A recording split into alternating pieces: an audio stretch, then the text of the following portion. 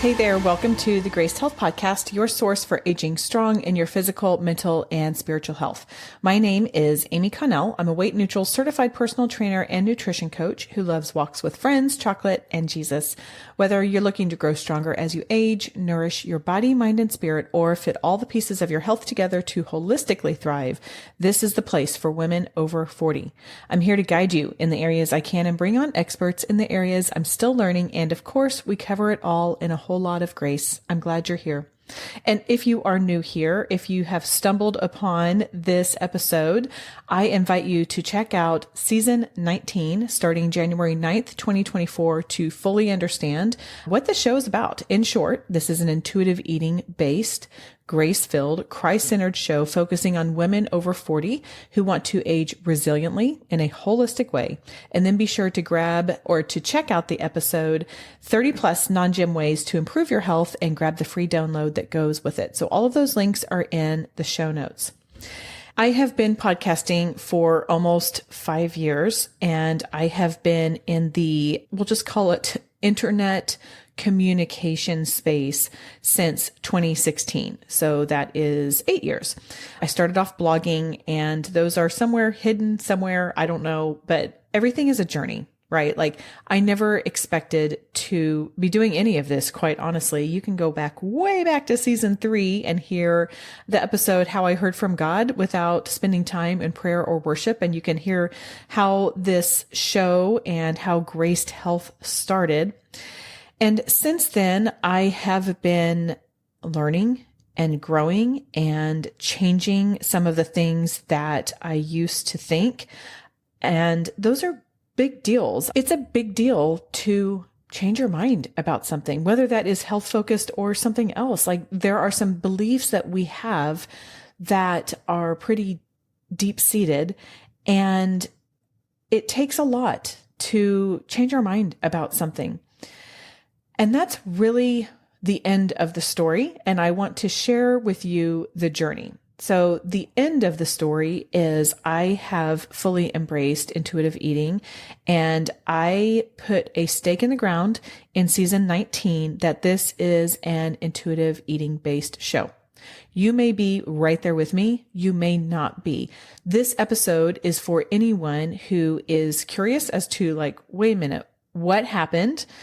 And I read some things in Your Worthy Body that are not intuitive eating based. And so what gives, Amy?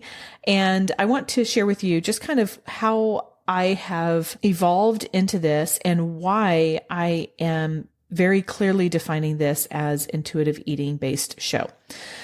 The first taste I had of IE or intuitive eating came in season 12. I was connected with Erin Todd, who is host of the Intuitive Eating for Christian Women podcast. She invited me on because I don't remember what we talked about, to be quite honest, but we really connected, and she came on in season 12. That was episode 32, and it came out November 12th, 2021. So almost 3 years ago. And also, right before that, or about a month before that, Brittany Broswell came on to talk about how to tell if our child has an eating disorder. And Brittany operates from an intuitive eating perspective as well. So I would say those kind of both planted a seed that, God grows in his own time. But backing up some, I do give intuitive eating some space in my first book, Your Worthy Body. And I want to talk about Your Worthy Body here in a second. But I have a chapter in there called There's One Best Diet. And every chapter is a rule to break. So There's One Best Diet is a rule to break. And that's a very complicated one. I don't want to get into that. I mean, I don't think that there are any best diets, but I want to read a couple paragraphs real quickly from Your Worthy Body because I think it sets the stage nicely. I have the best nutrition programs are those backed with science and evidence-based research. Science uses a specific, unbiased process to obtain knowledge. Remember the scientific method we learned in 8th grade? Yep, that's the one. This process includes formulating explanations and testing them with experiments and data. It's not merely based on something we read on the internet or something a friend told you worked well. Evidence-based research takes that science, makes field observations, and takes into consideration individual client needs and preferences. Educate yourself about what the programs claim, especially if it seems extreme. You can do this through academic textbooks, university public health websites, the Academy of Nutrition and Dietetics website, and the U.S. government and international health websites. Take the time to learn about the style and type of food program you are interested in. Even the intuitive eating method, which focuses on the personal process of honoring your health and listening and responding to the direct messages of your body in order to meet your physical and psychological needs, is evidence-based. So this is something that I wrote. I wrote that book back in 2020. Since then, I have been learning more, and I have been having more conversations with people who have been helpful and who have educated me on a lot of the science and the research surrounding intuitive eating. I have read the book. I have really just started to question some of the diet culture rules that we have heard and realized that a lot of those exist to manage our body size. And health is not indicative of our body size. Health is demonstrated by a lot of different metrics. And you've heard me say before, and I will say it again, that we take care of our bodies so we can do what we're called to do, not to look a certain size. This has been a slow evolution for me, but one that I think was important that I took slowly, because discernment, which is one of our 6 values here on the show, is very important to me. I've been trying to be discerning about intuitive eating, and does this make sense? And that's a word that you will hear me say a lot about this, that it just makes sense. It makes sense. Jesus was not sitting around the table counting carbs, counting calories with his disciples. And yes, we have wonderful nutritional science and research on the benefits of movement. Goodness sakes, I'm a personal trainer. So of course I subscribe to all of that. But at the same time, I don't think that's where God wants our heart. So for me, a lot of this is intertwined with my faith and evaluating where God wants our focus, our heart, our time, our attention. And that's one of the reasons why this really just does make sense. Now, I want to take just a bit of a time out, and I want to address Your Worthy Body. This book came out in 2021, November of 2021. I am so proud of this book. It's called Your Worthy Body, Find Freedom in Health by Breaking All the Rules. So every chapter is a rule to break. I'm so proud of a number of things about this book. Number one, just that I wrote a stinking book. Something like 80% of people want to write a book, and 80% of these people, all of these people can, but I'm really proud that I actually did it.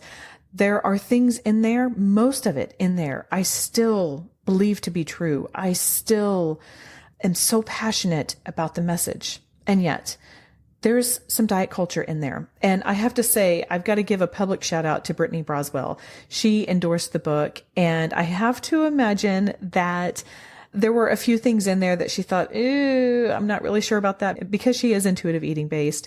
And there are some things in there that are not aligned with that. And there's definitely some, I would say, low level diet culture in there.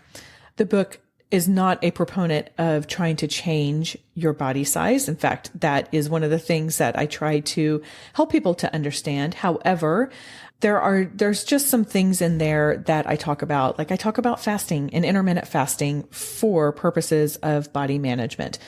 And that is not something I practice anymore. That is not something I recommend, especially if you are over 40. I've been taking a menopause coaching course that I hope to bring some information to you later on in the next season, but not recommended, especially if you are in perimenopause and beyond. So there's some things in there that I wish I could change. And still I'm proud of the book. And so I don't really know what to do with all of that. So if you are reading that, use discernment and just know that we all grow. We all can, we all evolve. And so take what works for you in there, leave the rest, and just know that the heart of the book, which is to take care of ourselves so we can do what we're called to do in a balanced and sustainable and realistic way, still pulses strong. You may just need to weed out some of the diet culture. Okay, so that's my little side note on Your Worthy Body. Now, as I was writing my book for teens, Your Core Strength, I wanted to make sure that it was a safe place for young women, for teenage girls who are thirsty for information and are also getting hit with a fire hose of really bad stuff on TikTok, on Instagram. I wanted to make it a safe place. As I was writing that, I thought, okay, this needs to be an intuitive eating based book. Personally, I had moved that way. I had learned more, and I just wanted to make sure that it was safe. And I also wanted it to be a resource. If I'm totally honest, I've made some wonderful connections with other Christ-centered, intuitive eating based health professionals, and I wanted this to be a resource. So I knew that I needed to have it safe. As I was not only writing that, but also receiving feedback from some readers, particularly Leslie Schilling, who was so gracious and read it to do, I joke that I needed the diet culture police, and she came in as diet culture head of the FBI. I mean, she came in with a lot of flags and I thought it was a safe place already. I thought it was diet culture free, but she flagged a lot of stuff. I reworked a lot, and in that, she would say, hey, do some research on this, or go look at this study, or here's some interesting research that supports this. And really through writing that is when I went, okay, I'm all in. I'm not going back. And I need to not only make Your Core Strength for teen girls a safe place, I need to make Graced Health Podcast a safe place. Many of you have reached out either personally through email, through DMs. Maybe it has been on the survey that I invite you to take whenever you join the show. And many of you have told me that you have or are struggling with eating disorders, disordered eating, body image. It's more than just our children who need safe places. It is all of us. We all need to be safe, and we all need to guard our hearts and protect ourselves from the lie that the enemy wants us to believe, which is that our bodies are not good enough unless they are a certain size. Because of that, I decided to put a stake in the ground at the beginning of this year in January of 2024 and just say, look, we are intuitive eating. A lot of the data that I came across while writing Your Core Strength is the same data and research I reference in the episode I just aired about a month ago saying I've gained perimenopause weight and here's why I'm not trying to lose it. So that was just some of it. It's all referenced in Your Core Strength. You can see more there. I encourage you to go back and listen to that episode if you just want to hear some of the sources, because I also have the source in the show notes.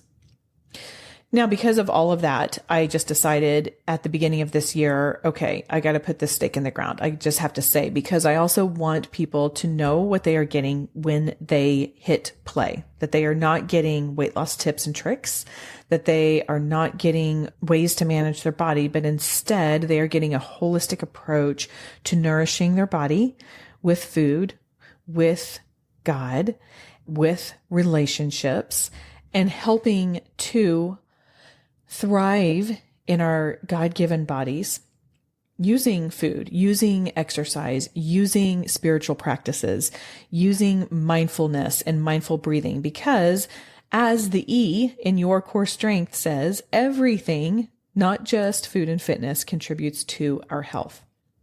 With that being said, I will still continue offering some of the more technical stuff.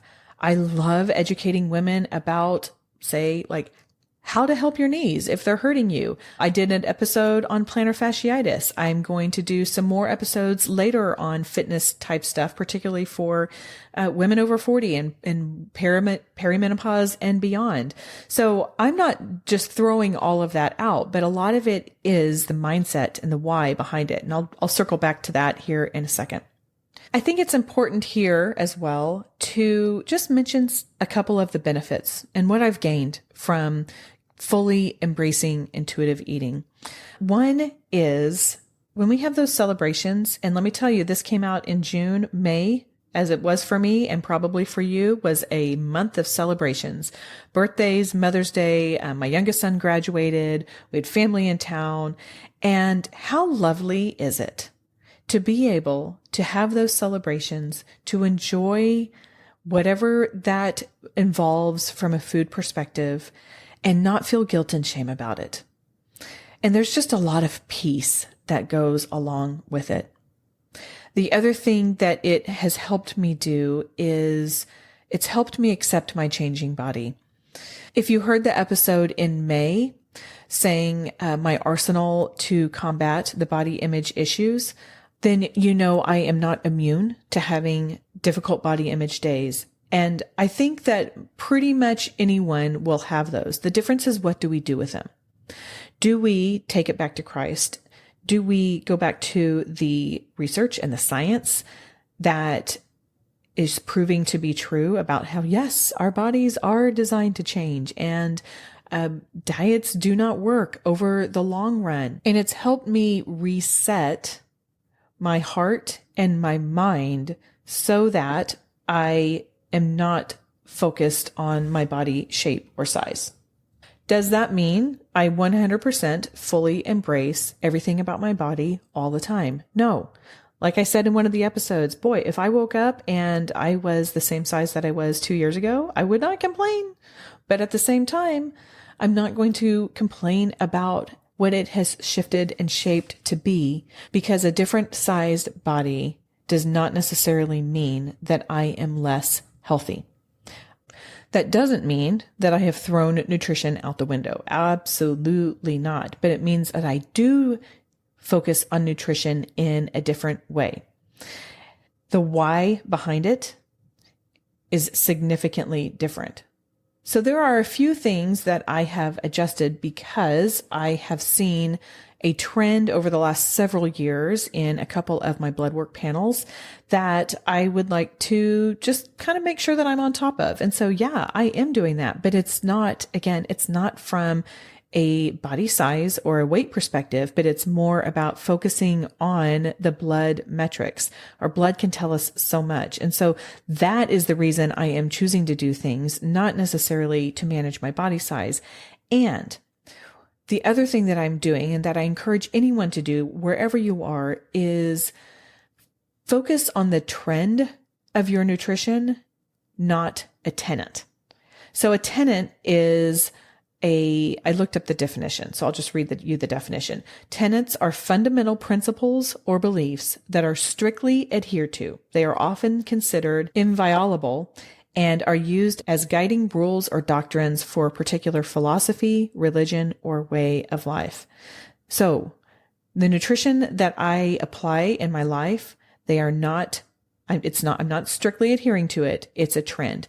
It's stepping back. What does the overall perspective look like? And here's an example. I have been focusing on my protein intake. We'll talk about protein more in the next season. I do try to make sure that I have a lot of colorful plants in most of my meals.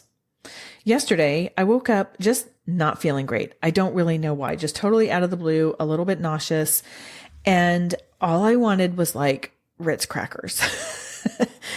And so that's what I had. I did not get the protein that I typically try to get. I did not have the colorful fruits and veggies because that's not what my body was wanting. But the trend is still that, yeah, I'm eating a wide variety of plants and I'm trying to get enough protein. So I hope that makes sense. The other element that I keep going back to is asking myself, what's your why in this?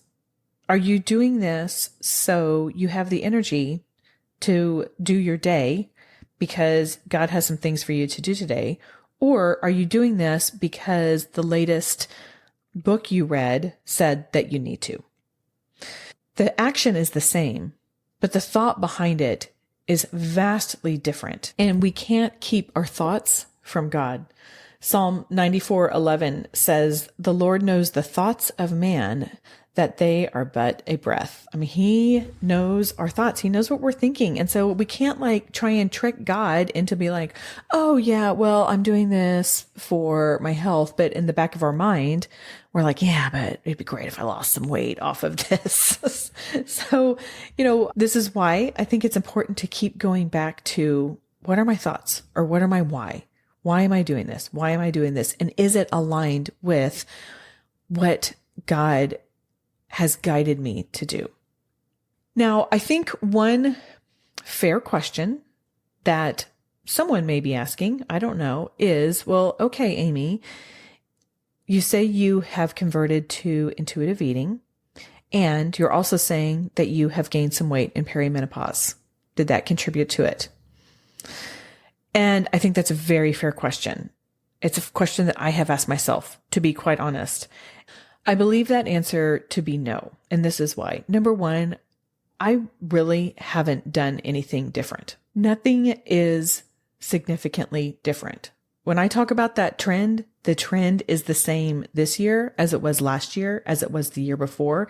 And quite honestly, I would say probably every year I am making a very small positive change, whether it is adding a few more beans and legumes to my taco meat, whether it is just grabbing a little bit more fruit after a meal. Maybe it is having a little less chocolate. Of course, I still have the chocolate, but the trend is the same. I do believe, and there is a lot of science that goes along with my changing hormones. I mean, that is a real thing. I have spent a lot of time over the last couple months learning about the physiological changes in menopause. Like I said, I hope to bring some of those to you later from a non-diet perspective, but from this is interesting perspective. And so there are some things that I am changing. Some of that is in my food, and some of that is in the way I exercise. And I will bring I promise, I will bring those to you next season, in season 22. But right now is not the time to talk about that. And I kind of I want to just see how things work on my end and see how that plays out in my blood and all of that kind of stuff. With all of that said, I am bringing on intuitive eating focused health professionals. Most of them are registered dietitians, to talk about each of the 10 principles of intuitive eating. This series is for you if you are curious about it, if you have questions. I try to ask some of the harder questions.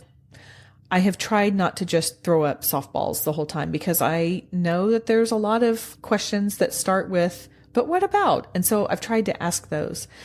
This is for you if you just want some supporting resources. If you've already decided, hey, this I'm in, but it's always good to hear more. It's always good to hear another perspective.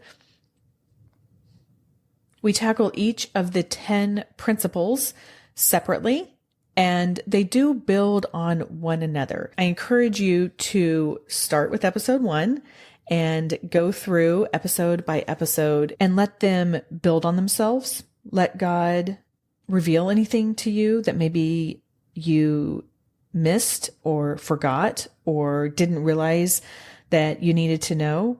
I'm so grateful for all of the professionals who have joined me. As of the time that I'm recording this, I have recorded about half of them, and I think you're going to love them. I'm so excited for you to hear them. Okay, these are the 10 principles. Number 1, reject diet mentality. Number 2, honor your hunger. Number 3, make peace with food. Number 4, challenge the food police. Number 5, discover the satisfaction factor. Number 6, feel your fullness. Number 7, cope with your emotions with kindness. Number 8, respect your body. Number 9, exercise and feel the difference. And 10, gentle nutrition. Be sure to hit follow or subscribe wherever you listen to your podcasts. And also I encourage you to go to gracedhealth.com/podcast so I can send you the sneak peeks every Tuesday when these episodes go live. Let's be honest, summer is pretty busy. We are in and out and our listening habits change. If you use Apple Podcasts to listen to your favorite shows and you don't play a show you follow for more than 15 days and you haven't played the latest 5 episode, that Apple will pause the downloads, which means that they won't show up in your feed when you pull up your podcast. So I really encourage you to just sign up. You'll just get those weeklies. I promise I hate spammy. I don't send too many emails. So that way you can know when these episodes come out. And it's a simple way to have the link to the resources too, because boy, these guests are bringing you some great resources. I hope you enjoy this series and that it brings you the peace and the freedom and the confidence of accepting your God-given body and taking care of it so you can do what God is calling you to do. Okay, that is all for today. Go out there and have a graced day.